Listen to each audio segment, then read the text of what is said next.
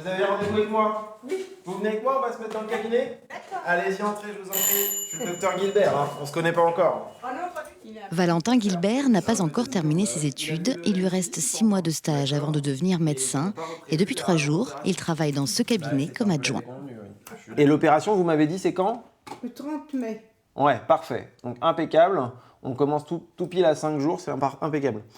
Je me sens à l'aise, oui. Après, la seule difficulté qu'il y a, c'est quand on change de cabinet assez régulièrement, quand on n'a pas de remplace fixe, c'est-à-dire un jour, tel jour par semaine.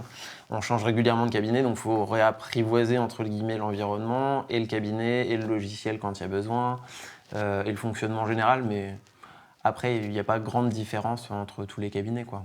Quand on arrive en fin d'études, c'est comme si on était, comme si on avait fini, quoi. Hein, c'est pas 6 mois avant ou 6 mois après, on n'apprend pas plus pour autant. Pour moi, c'est pas dans les 6 derniers mois qu'on apprend quelque chose. Ou on sait, ou on sait pas.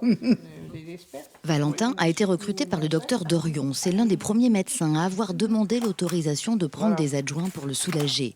Après la disparition de son confrère fin mars, sa patientèle a doublé et il en était à plus de 80 heures de travail par semaine. On continue avec le Lucavon, comme je vous avais dit. J'avais mis un petit peu de thyroïde si besoin ou pas. Le docteur Dorion choisit des adjoints qui ont leur licence de remplacement. Ils peuvent donc se partager les patients. Je prends prioritairement les plus graves, ma patientèle, et puis les patients chroniques de mon collègue, mais je ne peux pas m'occuper de tout le monde. Donc c'est la secrétaire surtout qui aide à diriger.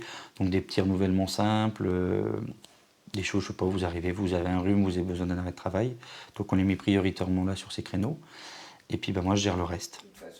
Une solution à court terme, mais qui sait, peut-être que l'un de ses adjoints voudra s'installer après ses études dans ces communes en plein désert médical. Et il y a urgence. Dans 5 ans, 30% des médecins généralistes auront pris leur retraite. Au revoir.